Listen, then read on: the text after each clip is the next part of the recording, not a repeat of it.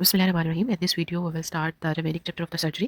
इसमें हम देखेंगे acute limb ischemia या limb ischemia क्या होता है जब किसी पार्ट ऑफ द बॉडी की ब्लड सप्लाई जो है वो डिक्रीज हो जाए या फिर कट ऑफ हो जाती है। कट ऑफ होगी तो वो गैंग्रीनोनेक्रोसिस की तरफ चला जाता है। इसमें क्या होगा, डिक्रीज हो जाती है। इसको आप कैसे अप्रोच करते हो? आप हेपरिन में क्या करोगे, अल्ट्रासाउंड करवाते हो, फिर सीटी हेपरिन देते हो ना पहले उसे।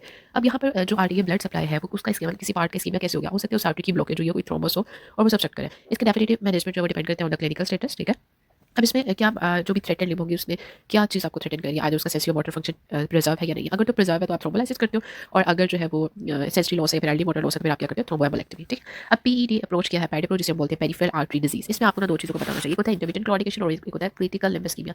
इंटरमिटेंट क्लॉडिकेशन में क्या होता है, फॉर एग्जाम्पल अगर एक पेशेंट है और वो कुछ देर के लिए वॉक करता है और उसकी लेग्स में पेन स्टार्ट हो जाती है। ठीक है, अगर फॉर एग्जांपल वो कुछ माइल्स चला है तो ये ज़्यादा डेंजरस है, या फिर एक पेशेंट है और वो बेड से उठा है और बैठ गया और उसको ज़्यादा पेन है। ऑब्वियसली वो बेड से अभी उतरा और फिर बैठ गया तो उसको ज़्यादा पेन है। ठीक है, तो ये है इंटरमिटेंट क्लॉडिकेशन, जो एक तो कुछ स्टेप्स चलने से हो रही है और कुछ मतलब लाइक एक दो स्टेप उसने लिया और उसको पेन स्टार्ट हो गया। ठीक है, अब क्रिटिकल लिम्ब इस्कीमिया क्या होता है कि मोस्टली पेशेंट को ना रेस्ट पे भी हो रही होती है।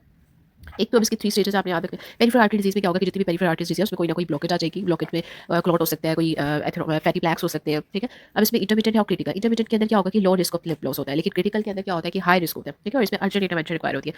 अब इसमें देखो एसिम्प्टोमेटिक आ गया, इंटरमिटेंट है, इस्केमिक ब्रेस्ट पेन है, देन गैंग्रीन की तरफ। अब इसमें एसिम्प्टोमेटिक के अंदर तो आप उसको जो भी कॉज होगी उसको ट्रीट करोगे, हाई कोलेस्ट्रॉल हाइपरटेंशन। ठीक है, इंटरमिटेंट क्लॉडिकेशन को आप कंजर्वेटिवली ट्रीट करते हो। इस्केमिक ब्रेस्ट पेन है तो वो क्रिटिकल की तरफ जा रहा है, और उसकी अगर क्रिटिकल इस्केमिया ज़्यादा स्वेयर हो गया तो अल्सर या फिर गैंग्रीन बन जाएगी। उसको आप कैसे ट्रीट करते हो, एंडोवास्कुलर करते हो, सर्जरी या फिर ओपन सर्जिकल इंटरवेंशन करते हो। अब इसमें हम क्या करते हैं, इसको कैसे चेक करते हैं, आपने ankle brachial pressure index major करना होता है। एंकल आप क्या करते हो, एक तो एंकल जॉइंट फुट से, और दूसरा जो है वो आर्म से। ठीक है, उधर आपने ब्लड प्रेशर उसका मेजर करना है और उसका इंडेक्स निकालना होता है। एंकल को जो ज़्यादा होगा उसको हम ऊपर रखेंगे, और जो कम होगा से नीचे रखेंगे, फिर जो भी वैल्यू आती है वो फिर कम आएगी। उसकी नॉर्मल वैल्यू जो है ऑलमोस्ट 1 तक होती है, 0.9 से 1.2। अगर तो पेरिफेरल डिजीज होगी तो 0.5 से 0.9 होगा। अगर क्रिटिकल लिम्ब इस्कीमिया तो 0.5 से भी कम हो जाएगा। इसमें आप फर्स्ट ऑफ ऑल क्या करोगे, अल्ट्रासाउंड इनिशियली करवाते हो डायग्नोस करने के लिए सीटी।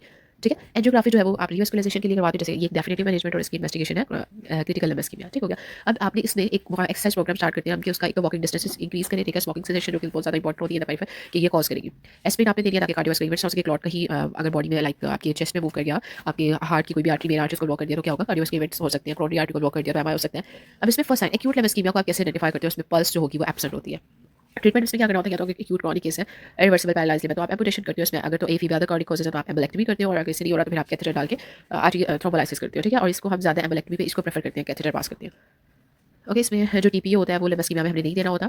ठीक है, you only choose it in the stroke MI और पल्मोनरी एम्बोलिज्म। अगर आपको ये लिम्ब इस्कीमिया को तो आप ये कॉन्ट्राइंडिकेटेड है। अब फुट अल्सर जो है, अगर फुट अल्सर को आप कैसे करोगे, फॉर एग्जांपल पल्स एब्सेंट है, इट्स मीन आर्टीरियल डिजीज है। ठीक है, जो कि हमने उसमें एक्यूट लिम्ब इस्कीमिया में देखा। लेकिन अगर उसकी पल्स इंटैक्ट है, लेकिन क्या है कि उसकी डार्क स्किन अल्सरेशन हो गई है, तो इसमें हमें लगता है कि वेरिकोस वेन की तरफ जा सकते हैं। इसमें मोस्ट कॉमन रिस्क फैक्टर जो है वेनस अल्सर, वेनस हाइपरटेंशन हो सकती है। इसके अंदर आपने अप्रोच याद रखनी है। इसके अंदर देखो, सबसे पहले आपने क्या करना है, अगर तो पेशेंट सिम्टोमेटिक और स्टेबल है देन आप सीटी करवाओगे। एसिम्टोमेटिक है, स्टेबल है, एसिम्टोमेटिक में अल्ट्रासाउंड, सिम्टोमेटिक में सीटी, अनस्टेबल है, अननोन केस है अल्ट्रासाउंड, अगर अनस्टेबल है और नॉन केस है तो आप लेप्रोटोमी करवाते हो। अब सर्जरी के लिए क्या इंडिकेशन होगी कि अगर तो सिम्टोमेटिक लाइक एनोरिज्म है तो फिर उसमें 80% मोर्टेलिटी होती है।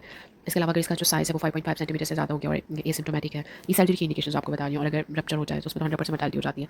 बट जैसे कंपार्टमेंट्स हैं, अब आपने ये याद रखना है कि अगर आपके कोई भी मसल्स के ऊपर लाइक प्रेशर रेज हो जाता है, आपके स्पेसिस डिफरेंट कंपार्टमेंट में डिवाइड होता है ना इनलिम, अगर उसमें एक जगह पे प्रेशर ज़्यादा हो जाएगा तो आपकी नर्व्स, ब्लड वेसल्स, ये सब क्या होगा, कंप्रेस होंगे इनसाइड द क्लॉज स्पेस। अब इसको दिस कैन ऑल्सो ये भी तक अगर आपने फ्रैक्चर को साइकियर्स पे भी कास्ट करते हो उसके बाद भी हो सकता है। मोस्टली पेशेंट को क्या होगा, पेन जो है ये सबसे फर्स्ट सिम्टम है। इसमें आपने पीज याद रखनी है, पेन होगी। ठीक है, उस जगह पेनलेस होगी, पेरेस्थीसिया लाइक पिंज और नीडल सेंसेशन होगी। इसके अलावा inability to move the paralysis होगी, डिस्टल पल्सेस एब्सेंट होगी, और वॉक्यूलर थर्मिक कॉल टू टच होता है। अब इसको आपने कैसे मेजर करना होता है, इंटरकम्पार्टमेंट प्रेशर मेजरमेंट। प्रेशर अगर 20 मर्करी से ज़्यादा होगा तो नॉर्मल है, और 40 से ज़्यादा तो इसका मतलब डायग्नोस्टिक के कंपार्टमेंट। ठीक है, इसमें आप क्या करते हो, मेडिकल इमरजेंसी होती है, आपने फेशियोटॉमी करनी होती है।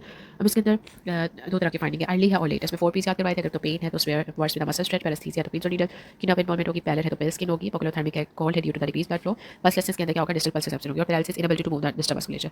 अब इसमें अगर फॉर एग्जाम्पल कोई ट्रॉमा का पेशेंट आया उसको कैसे असेस करते हो, सबसे पहले आपने एबीसीडी करना होता है। एयर वे उसमें प्राइमरी स्टेप है कि आपने उसको देखना है कि उसका एयर वे करना है। ठीक है, और अगर फेशियल ट्रॉमा है तो आप उसमें क्या करते हो, ये याद रखना है, एमसीक्यू आता है। अगर तो फेशियल ट्रॉमा है तो आप क्या करते हो, क्रिकोथायरोडोटोमी। ठीक है, और अगर सर्वाइकल स्पाइन इंजरी है तो आप क्या करते हो, ओरोट्रेकियल ट्यूब। ये बहुत ज़्यादा इंपॉर्टेंट एमसीक्यूज है, या सर्जरी में ये रिपीट हुआ है। अभी आप जब इसके मैं आपको मॉक टेस्ट और डिफरेंट एमसीक्यूज करवाऊंगी तो उसके अंदर ये पास्ट एमसीक्यूज में इंक्लूडेड है।